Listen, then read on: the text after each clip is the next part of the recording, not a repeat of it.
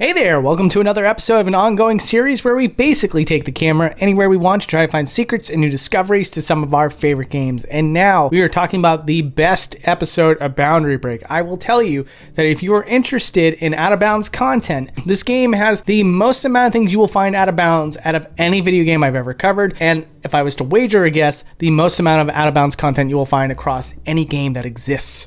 And that game happens to be My Friendly Neighborhood. So let me show you everything I was able to find. This is in the double doors on the left-hand side of the office. And just outside the walls, you will see the Boundary Break logo. I don't know what to say, honestly. Like, to this degree, I've never seen anything like this before. And I'm at a loss for words. It's awesome. It's very humbling. It's great. Thank you so much.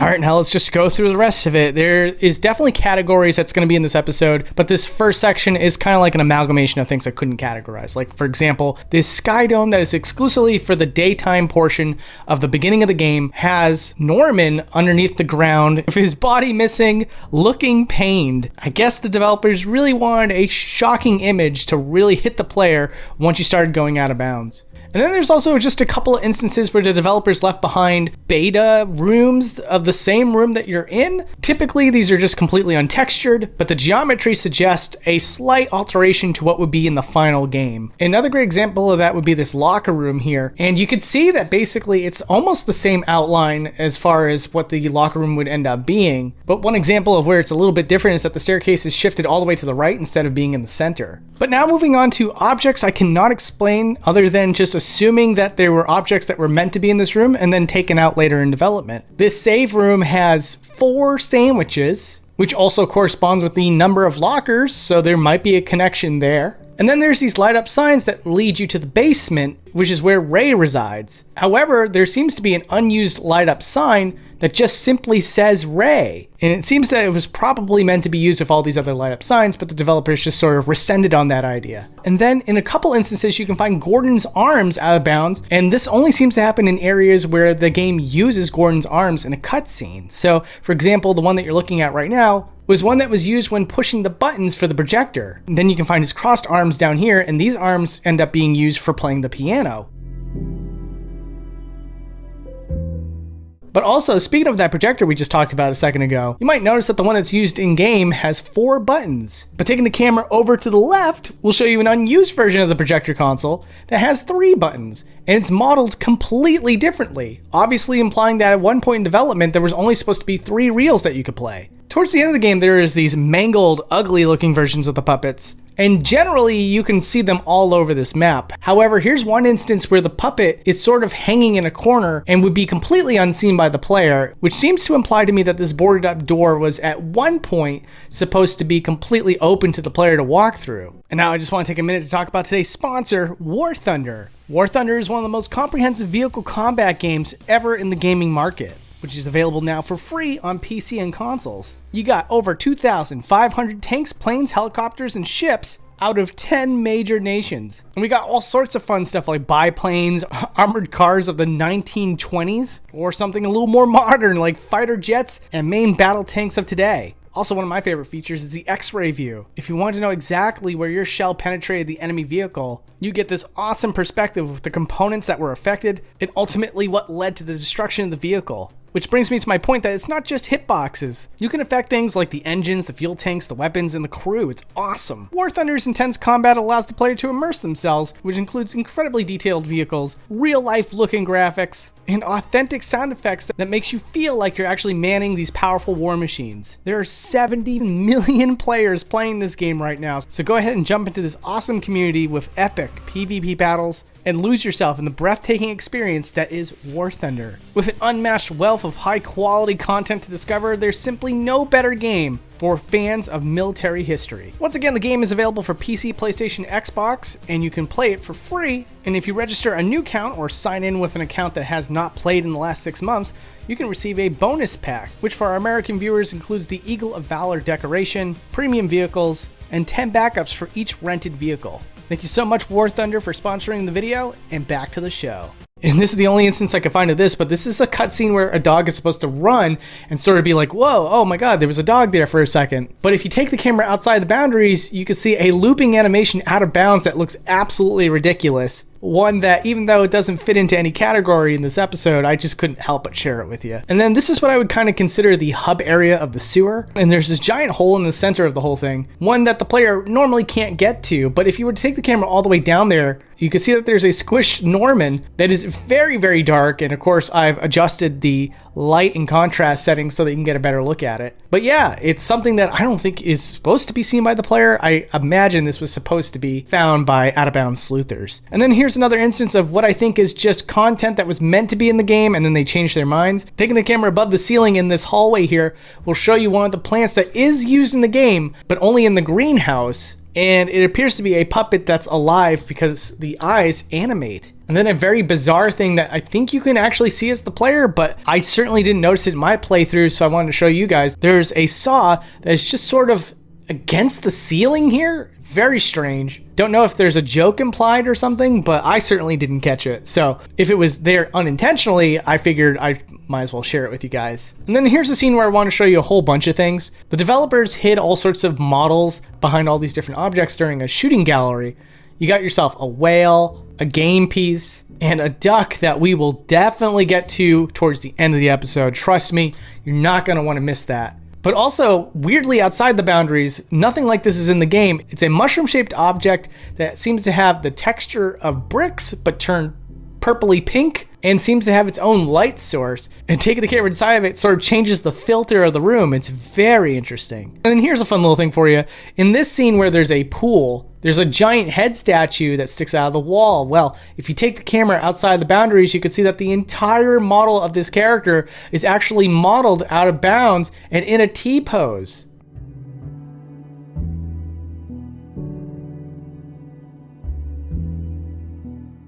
This topic is going to be dedicated to references to other things. In most cases, it's just the developer's other projects. So here I found this binder that seems to have a ciphered message. And as it turns out, it appears to be a language that's used by the developers for their other game, and the name of the games are Exiled and Charlotte's Exile. That game actually offers you a way to decipher the message. And if you do, the message reads out, "From his own to a shelf, he rests now, with broken key. Among many eyes behind. I'll be there, John." Which is super cryptic. I don't know what that's supposed to mean. I don't know if it's a reference to the other games. It does seem like there's a little bit of context that I'm missing here. And by the way, that message was deciphered first by a reply from Joe is the COTW. So thank you, Joe. I appreciate that. And then there's a clear as day reference to their other game, Rubber Ducky and the Rainbow Gun, that's on Steam. And these images feature characters that are from that game.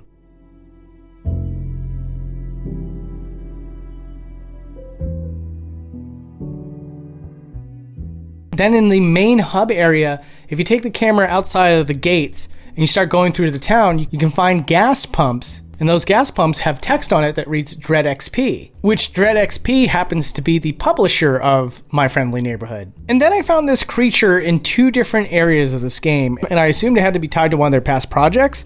So I was doing a little bit of sleuthing, and I couldn't find it in any of the past work that the team had worked on before. I assume that it's either going to be in something, or I just did not do a good enough job of finding the past work that this creature is related to. But yeah, they make sure to store it twice out of bounds, so I think it's supposed to be an Easter egg that fans of their previous work should recognize. Then for some reason, this room in particular has a ton of objects that are stored out of bounds. It may have been that the layout of the room was completely different at one point, and so all these objects may have been in there, and then they completely changed their mind. Again, that's just a guess on my end. I could be completely wrong. But now we're going to move on to another section, this section being concept art. In some rooms of the game, they decided to share concept art with people that stepped out of bounds. The first one we're going to look at here is the concept art for the two bosses in the game, Curtain Call and Amalgam Muppet. The funny thing about the Amalgam Muppet concept art is that they drew somebody to have the scale of the monster versus the player, and someone was cheeky enough to write an eep for the person that was drawn for the scale. I love it. And then for the room that houses the same piano playing puppet, there is a concept art for him just out of bounds. In this one, he seems to have a microphone, which may indicate what he used to do instead of playing piano. Just a guess though. And then in the dressing room where you get your first gun, there is also concept art for the gun. This one says the bookshot first pass, and it looked like your ammunition used to be books. Whereas in the second pass, it was known as the Rolodexer, and obviously the ammunition is Rolodex cards. And then for the shotgun equivalent, the Novelist, there are 3 passes for this one. It looks like they originally were planning to do stickers to enhance stats, and then according to Object E, it looks like they were still planning to use books. Moving on from that though, it looked like they decided to move on to Rolodex ammo, and they wrote 26 round magazine. And then they did a second pass of the Secretary instead of the Rolodexer, where it looks like they still had the idea of having gold stickers, and that different books would have different styles of firing. If you go out of bounds on the second floor tier, you could see some concept art of one of the puppets. And then moving on from concept art, if you move out of bounds in this section where you're supposed to place the masks, it looks like you can find the staff's cats, which are absolutely adorable. Gotta love that. And with that, we're gonna move on to a very bizarre category. This is just various characters that you meet throughout the game, usually enemies, sometimes cinematic characters, that are just enormous and interacting with the map itself, or the room that you're in. And a lot of them just sort of feel a little bit, you know, just there. It's not like anything that's spectacular by any means. At least it doesn't seem to illustrate anything to me with these ones that I'm showing right now. But there are some that get a little bit creative. Some of them look like they're straight up holding the entire room. Others look like they're about to eat the entire room. But the one that's the most interesting to me of all is the one that is Ray, because the character model for Ray seems to be completely warped from what it's supposed to actually look like, to the point where I think it might actually be a nod to an existing piece of work. I think that this is a reference to Beetlejuice, when the married couple have to come up with scary faces to scare away the new residents. If it's not, wow, it's amazing how strikingly similar it ended up being. And while I talk a little bit more just to sort of stall you and show as many of these clips as I possibly can, my goal here was to hopefully have found all of these guys, but there's still a solid chance I might have missed something. So, you know, you can definitely call me out in the comments if I did. And I wanted to end this segment with something that I felt like fit into this category best of all, but also at the same time too, it feels like it doesn't. It's these cardboard cutouts that are used in the game, but in this room here, they're all lined up at the top of the room. So it's something a little bit different from everything else that I'm showing you on this episode so far. All right, a last minute addition here. There are still a ton more clips that I did not put into this segment because there really was that many. So instead, I'm gonna play them all out for you just before we move on to the next segment.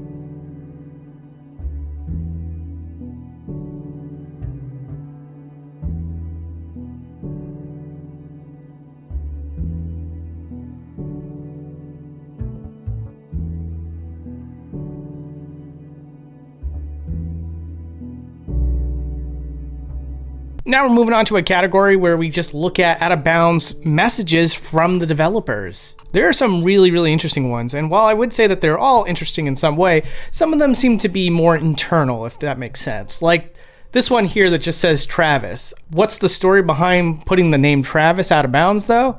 It's like the only time you see something like this, so it stands out as being a little bit different from the rest of what we're gonna see here. In fact, the closest one I can think of is much later on in the game in this room. You take the camera out of bounds and you just see something that says sample text in red font. Again, not super interesting. I don't know if there's supposed to be some sort of inside joke or if it really was just left behind as it was. I only say that because so much of this game has been intentional up to this point. I also put these in this category simply because it seems like the developers are trying to tell us something, but I don't know what. And I would love for someone in the comment section to solve this riddle. Out of bounds in this room, you can see arrows that starts off pointing to the left and then it points upwards. And I've moved the camera as far above this arrow as it possibly could. It's taken as much as 13 minutes of my time while speeding up the game as well, just to see if something would happen, and sadly, I wasn't able to trigger anything. Similarly, with this elevator, there's arrows that point downwards, and I don't know if this one's just simply a little goof or gaff at the fact that elevators, of course, go down, or if it's a dev function, or if, again, there's supposed to be something secret down there that I wasn't able to trigger. Anyways, in the office, there's the main office building with its giant window up above. And of course, you never get to go over there by normal means, but taking the camera over here while loading in this room will show you a secret message from the devs that says, "You found yummy, delicious secret text." No, the CEO office isn't here in this scene. Well, thanks for informing me of that.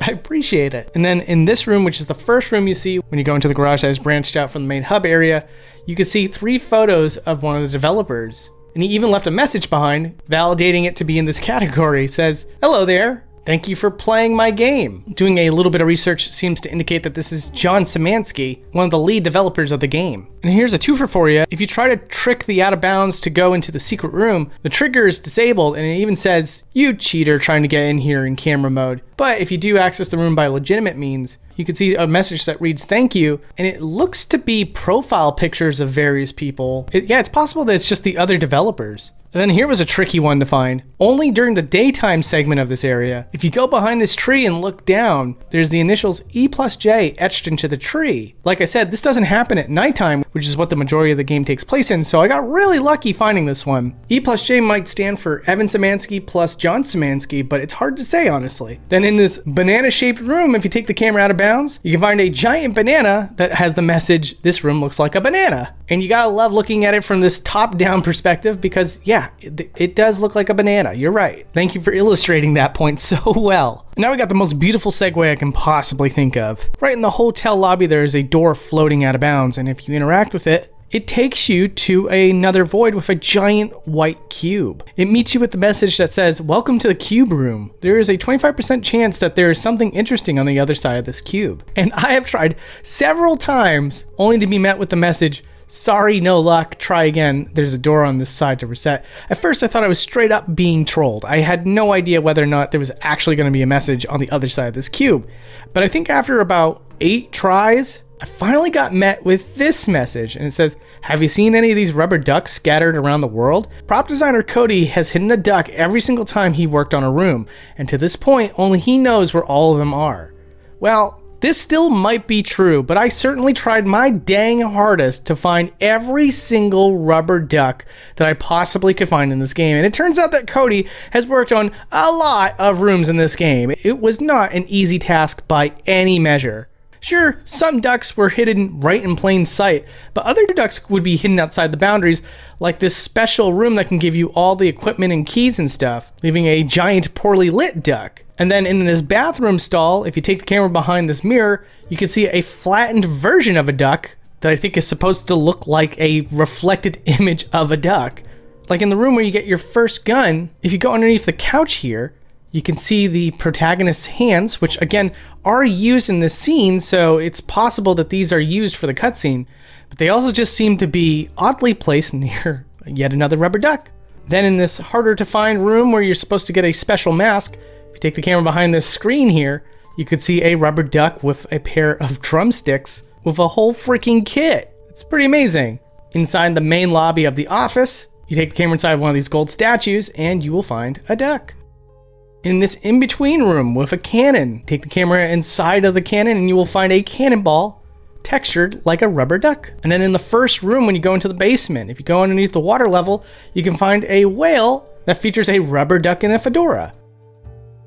And then if you go into the movie room, you can actually see this one in plain sight. Moving the camera all the way up here and into this tucked away corner is a Phantom of the Opera duck, complete with mask and cape. This one was really tricky to find, but the southern cubicle room has a rubber duck resting above one of the dividers. And then in the opposite cubicle room, there is a rubber duck that's in one of the window frames. This is actually the first place I looked in the other cubicle room, and I just spent a needless amount of time trying to find one there, only to find out that there was one here. And then this was one that I was very suspicious of. There was a treasure chest that's kind of tucked in the corner over here. You can't really get to it in the main game. But if you take the camera inside the treasure chest, there is a rubber duck with a scimitar.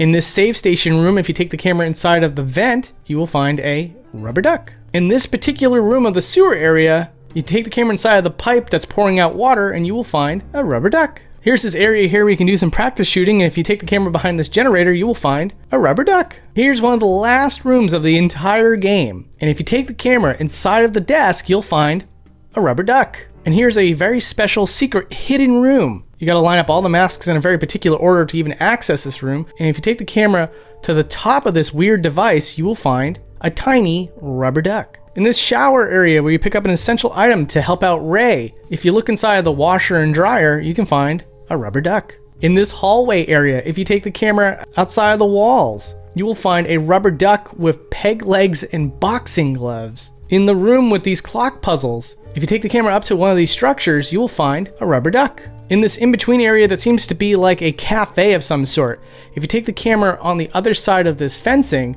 you will find a rubber duck. In this room where you access a fake computer made of cardboard, it's really funny stuff. If you take the camera outside of the boundaries here, you'll find a giant rat sitting on top of a race car standing next to a rubber duck. And the room that you are in just before you go to that weird cardboard area, if you take the camera up into this dome-shaped recess and look at the lip of it, you can find a rubber duck sitting on a waiting chair next to a waiting table. In that garage room that had the pictures of John, if you take the camera inside the trunk of the taxi, you can find a rubber duck. If you take the camera into this building that is for the film set of My Friendly Neighborhood, you'll see a rubber duck sitting on top of a bookshelf. If you take the camera inside of a wardrobe inside of the wardrobe room, you can see a black rubber duck. Also, something that I forgot to mention earlier, you can see a chalk drawing of Norman with a little hand poking out of the floor. Taking the camera outside the boundaries will show you an unfriendly neighborhood version of Norman. In this fairly large playground area, this one was really tough to find, but just past this building that you come out of,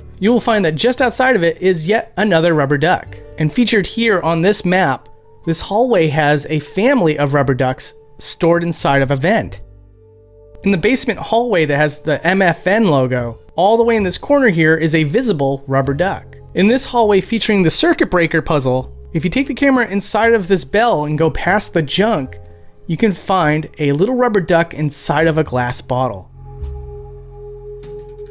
In that main hub area for the sewer, if you go up instead of down into that well, you can find a rubber duck stored inside of this boulder here. Similarly, in a hallway that's attached to the main hub area, if you look inside the boulder that has a pickaxe stuck into it, you can find a rubber duck encased in amber. In one of the main office rooms, if you take the camera past this pillowcase on this couch, you can find another rubber duck. In this shooting gallery area, we talked about all the different little puzzles and stuff like that you can find earlier, but of course, one of those things you can also find that's out of view is another rubber duck. In this room with all these statues of Norman, taking the camera past this statue of Norman can show you that he's holding a rubber duck. In the boundary break room, as I decided to call it, if you go into one of these glass displays and move past all of these different statues of puppets and cassette tapes, you can find a gold rubber duck statue. In this hallway area featured inside the office, you can find a rubber duck out of bounds with cameraman gear, for some reason filming a basketball hoop.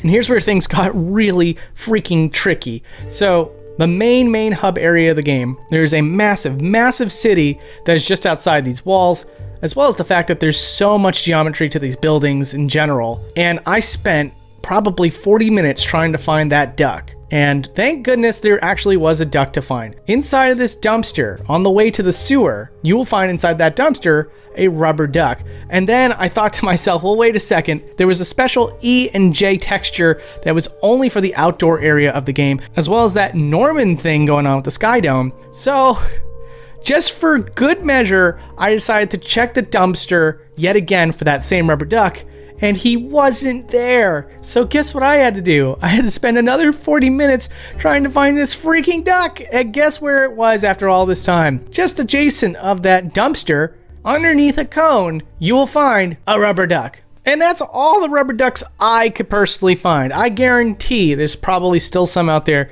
that I just simply couldn't spot. But you gotta give me credit, folks. Every single duck I found was not from research. I did not look into other people's footage. I actually spent the time scouring every single room of this game to try to find as many ducks as possible. So hope you appreciate what I was able to find. As we get a little bit closer to the end of this video, there was another floating door that I wanted to check out.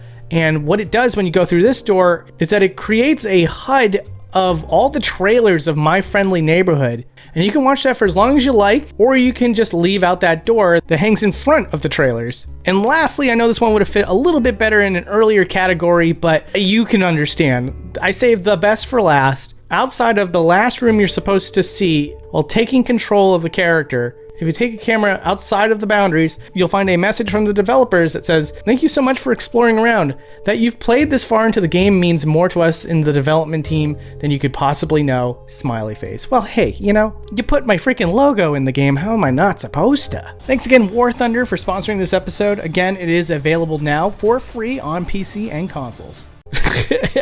Thanks Jordan, thanks Evan, thank you everyone that worked on this title. Again, it was a major honor to see Boundary Break featured in your game, so likewise, it's a major honor to feature your game on Boundary Break. And to longtime fans of Boundary Break, check it out, we got a new end screen here. It's pretty spiffy. Thank you so much to Officially TCK for making this end screen. It really means a lot, sir. Thank you so much for caring about the show. And if you're new here, you can subscribe here, or you can watch more content here. Thanks so much, take care.